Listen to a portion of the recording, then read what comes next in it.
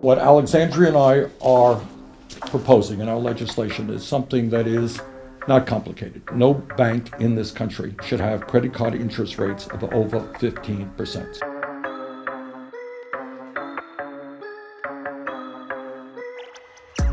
It all comes back to our pocketbook. So if you got nothing in the bank and you're living paycheck to paycheck, guess what happens if you have any kind of an emergency? You got to go to the bank, you got to borrow money. And the way people borrow money today is through their credit cards. I was just hearing from a constituent who had to take out a $40,000 loan to pay for his mother's cancer treatments.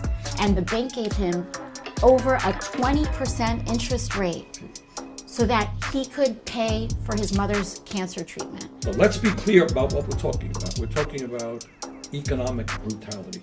But you got all these guys in their three-piece suits who are now the new loan shark hoodlums that we used to see in the movies. You know, you see in the movies, the guys, oh, break your kneecap if you don't pay back.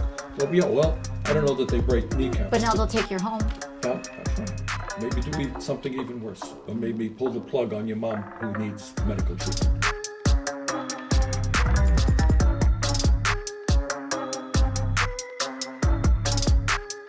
We're talking about banks that make billions of dollars a year in profit, and they see a real profit center in going after desperate people who, because wages have been stagnant for 40 years, cannot afford the basic necessities of life.